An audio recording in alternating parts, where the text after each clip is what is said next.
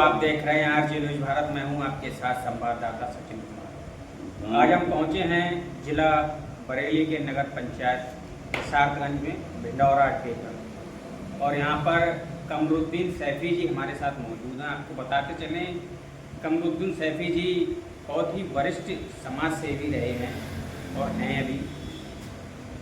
इन्होंने बहुत ही बड़े बड़े सामाजिक कार्य कराए हैं और निःशुल्क शीतल जल सेवा का आयोजन कराते रहते हैं ये गर्मियों में। इनके द्वारा किस तरह के सामाजिक कार्य हुए हैं आइए जानते हैं इन्हीं से। नमस्कार, आरजे न्यूज में आपका बहुत बहुत स्वागत है सैफी जी। तो सबसे पहले तो ये जानना चाहेंगे, आपने जो समाज सेवा का ये जो कार्य प्रारंभ किया था, कब आपने प्रारंभ किया, कितना समय हो गया आपके लिए समाज सेवा करते हुए? समाज सेवा वर्ष 2001 से लगातार जारी है और आगे भी जारी रहेगी। तो किस तरह की समाज सेवा आपने अब तक की है, क्या क्या काम कराए हैं आपने समाज के लिए? समाज के लिए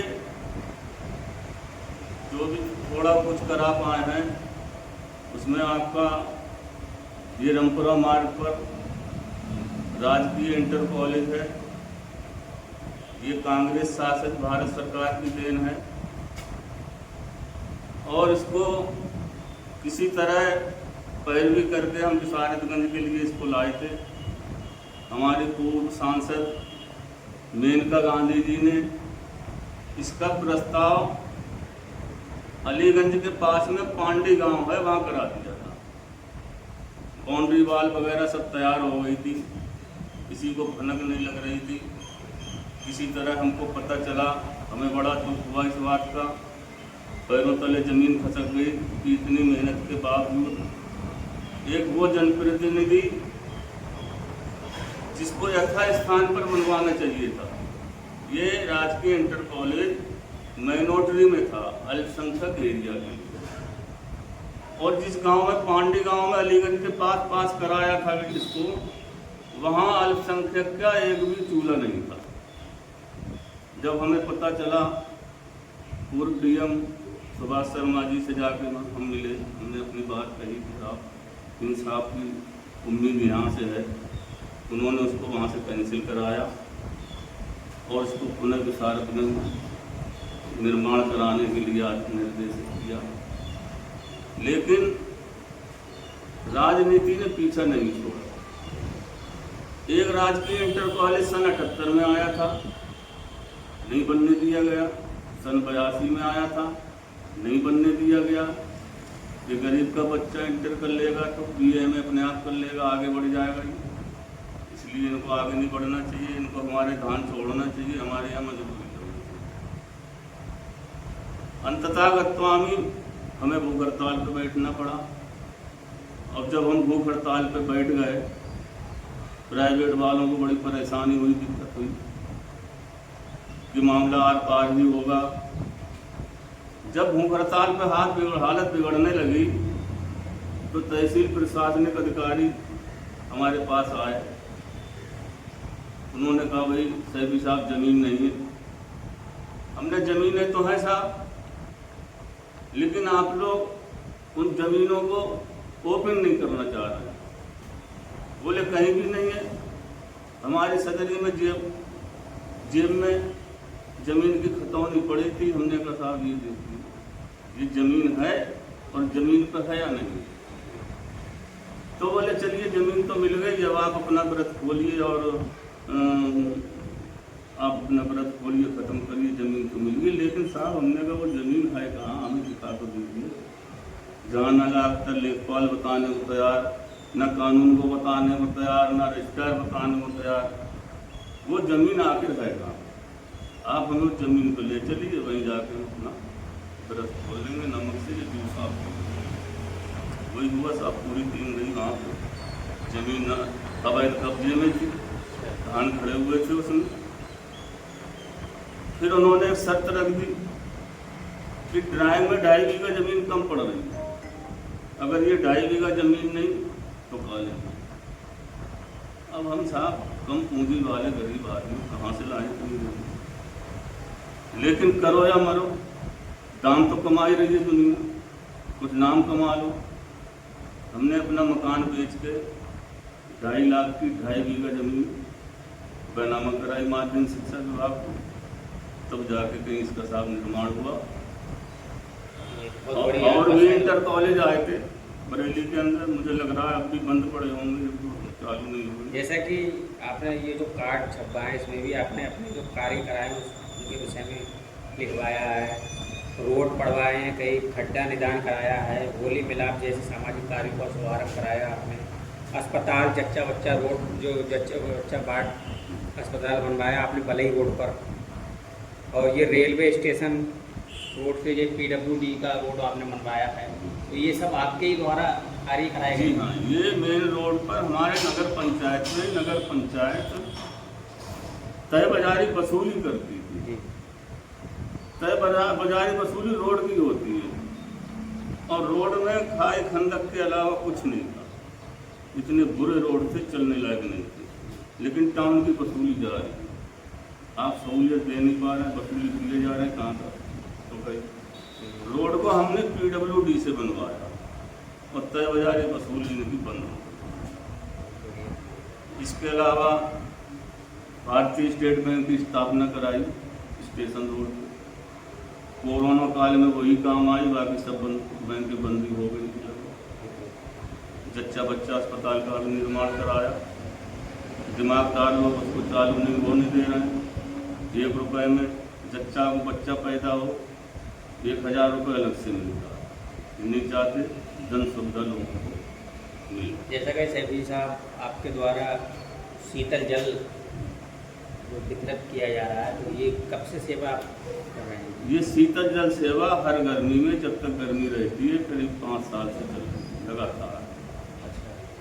और इस बार नौतपा में 9 दिन लगातार शरबत पिलवाया जनता के लिए। तो हो सकता है श्रद्धा है हमारी, वो अपना करते रहे, करना भी चाहिए। सैफी जी, जैसा कि आप राजनीति में रहे हैं? राजनीति से बहुत कम हम मतलब रखते हैं। राजनीति अब नीति से हो गई बाहर, कभी थी राजनीति। कोई चुनाव वगैरह आपने लड़ा? चुनाव हमने अपने बहुत साथियों के कहने पर कि आपने बहुत काम करा है, आप चेयरमैन का चुनाव लड़िए इशारतगंज से। हमने कहा भैया, क्योंकि हम ठहरे विकासकारी, इसलिए पब्लिक हमको वोट नहीं देगी। जनता को चाहिए विनाशकारी, जो सर्वनाश करने वाला हो, उसके साथ भीड़ है। ये बहुत कड़वा सच है। मैं अपने किसी को तकलीफ अपने शब्द वापस लेने के लिए तैयार हूँ। झूठ के पीछे सच का साथ अगर आज भी मिल जाए तो क्या से क्या नहीं हो जाए। इसलिए साथियों के कहने पर चुनाव हमने लड़ा था। विकास कार्य आप देख ही रहे हैं। हमारे सेंटर कॉलेज में विशारदगंज के उस समय 200-250 बच्चे पढ़ रहे थे। तय बाजारी वसूली बंद कराई, पटरी दुकानदारों को राहत मिली, लेकिन पूरे विशारदगंज से हमको केवल 30 वोट मिला था। मतलब इतने नकारा व्यक्ति हम जनता की नज़र में साबित हुए और उन पढ़े लिखों की नज़र में साबित हुए। और हमारे विशारदगंज का सबसे बड़ा दुर्भाग्य ये है, लोगों को बड़ा बुरा लगेगी मेरी बात के लिए, कि आज़ादी के बाद से जब तक ये ग्राम पंचायत रहा, प्रधान अनपढ़, सन 89 में टाउन बन गया, टाउन एरिया, आज तक के चेयरमैन। हम अपना वारंट नहीं पढ़ सकते, चलेगा क्या पढ़ते? मतलब पढ़े लिखे, मैं तो कहता हूँ पढ़े लिखे भी पढ़े लिखे के नाम पे कलंक है। हम पढ़े लिखे होकर अनपढ़ को चुन रहे हैं, ये कहाँ का? जैसा कि सैफी जी, अभी जो कार्यकाल जो चल रहा है, 4थी वर्ष शुरू हो गई है, तो कैसा कार्यकाल रहा है? अभी तो जो मौजूदा हैं लाल मियाँ जी हैं, क्या नाम है इनका, तो इनका कार्यकाल कैसा रहा? कामकाज कैसा कर रहे हैं? कार्यकाल तो जो 3 वर्ष पूर्ण हुई, 4वीं चल रही है, सब कुछ सामने है, सब विशारदगंज कुछ भी नहीं। जैसा कि हमने देखा है, जो वो वाली फाटक है, उस फाटक के पार एक सामुदायिक शौचालय बना हुआ है, वो बहुत ज़्यादा जर्जर हालत में है। सामुदायिक शौचालय जर्जर पड़े हुए, पानी ना कोई शीतल जल प्याऊ जो क्या कहते हैं पानी के वो होते हैं वाटर पानी टैंक, पानी की कोई व्यवस्था नहीं है। वाटर टैंक भी सब खराब पड़े हुए हैं। सब के सब खराब पड़े हैं, टोटल खराब पड़े हैं। और मैं तो कहूँगा आप देखते चले जाइए, मैं नहीं कह रहा हूँ, आप यहाँ से स्टेशन रोड पकड़िए, ठीक है, लाल फाटक ये वाली फाटक पार करके पूर्वी फाटक पार करके आप मेन रोड से अलीगंज रोड चले जाइए, कहीं भी शायद ही आपको हैंडपम्प या पानी की व्यवस्था नहीं। एक दो हाईवे तो कुछ प्राइवेट भाइयों ने अपने लगवा रखे हैं। इतना बड़ा चौराहा है ये भिंडौरा अड्डा, इतने बड़ा आवागमन यहाँ पर रहता है, कोई हैंडपम्प नहीं। वही तो मैं देख रहा हूँ, एक हैंडपम्प नहीं है। सारे के सारे फ्रीजर शायद एक आध चालू हो तो सब के सब बंद पड़े हैं। जन सुविधा के लिए यहाँ विशारदगंज में कुछ भी नहीं है, और जो था वो चला गया। हमारे ये गल्ला गोदाम में जिला सहकारी बैंक चलती थी, वो अलीगंज चली गई। एक सरकारी बीज भंडार था, वो भी यहाँ से चला गया। सन 82 में यूनानी अस्पताल की स्थापना हमारे यहाँ हुई थी। 1.5 बीघा, केवल 1.5 बीघा जमीन की वजह से वो गई चला गया।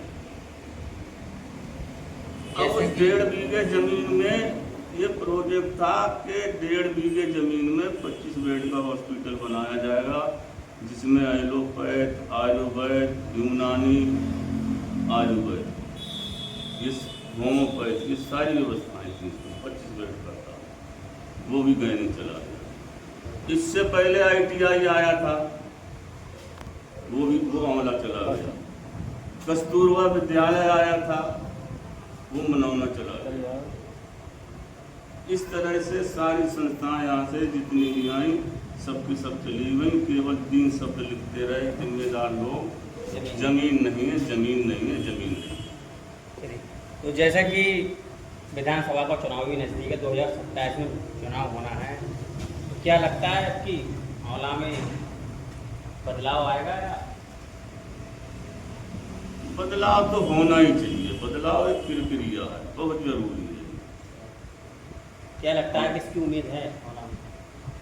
अब देखिए, इन सब पे हम नहीं बोलना चाहेंगे, इसलिए जो है बदलाव परिवर्तन अति आवश्यक समाज की। सबसे खास बात तो ये मैं बताना चाहूँगा आपके लिए, ये स्वास्थ्य सेवाओं के नाम पर बिल्कुल 0/0 है हमारा विशाल। एक भी सरकारी टैबलेट आपको नसीब नहीं। जो मजगमा गांव में PSC बना था, वो हमारे विशारदगंज के लिए आया था। भूमि अभाव में मजगमा गांव में बन गया था। उसके बाद CST आया था, सामुदायिक स्वास्थ्य केंद्र, पुराने स्टेशन के सामने उसकी नकल हुई थी, लेकिन दिमागदार लोगों ने वो नहीं बनने दिया। वही लिखते रहे जमीन नहीं है, जबकि जमीन थी।